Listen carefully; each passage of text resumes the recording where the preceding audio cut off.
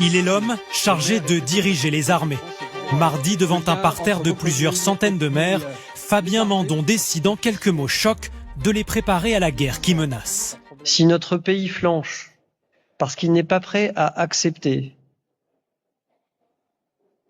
de perdre ses enfants, parce qu'il faut dire les choses. Si on n'est pas prêt à ça, alors on est en risque. Être prêt à accepter de perdre ses enfants. Dans cette ville qui accueille une garnison de 600 militaires, ces propos résonnent de façon particulière, comme pour cette mère dont le fils est engagé dans l'armée. Une maman, c'est toujours, ça fait toujours un peu, ça fait peur, ouais. C'est très dur, oui, très dur. J'espère qu'on va pas en arriver là. Il y a quelques militaires dans ma famille, donc pour moi ça me choquerait pas plus que ça. Même moi-même, pourquoi pas, même y aller si vraiment il y a besoin, mais bon. Le mois dernier, déjà devant des députés, le chef d'état-major des armées appelait à se tenir prêt, je cite, à un choc militaire dans 3 à 4 ans face à la Russie. Depuis hier, les oppositions, Jean-Luc Mélenchon en tête, demandent au chef de l'État de faire rentrer dans le rang le général Mandon.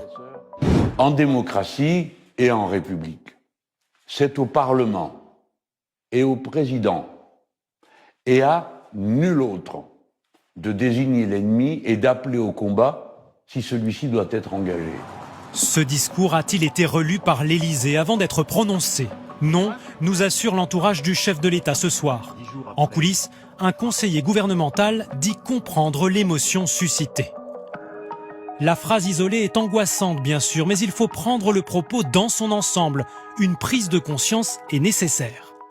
Aujourd'hui, ni le président de la République en déplacement sur l'île Maurice, ni le Premier ministre au Congrès des maires n'ont souhaité commenter l'affaire. Je ne fais pas de réaction comme ça à la volée. C'est la ministre des dans une allocution solennelle, sans question de journaliste. Il est important que notre nation soit à la fois lucide et unie. Et c'est la raison pour laquelle il n'y a pas de place pour la polémique. Selon nos informations, le président de la République doit faire des annonces dans les prochaines semaines sur la création d'un service militaire volontaire.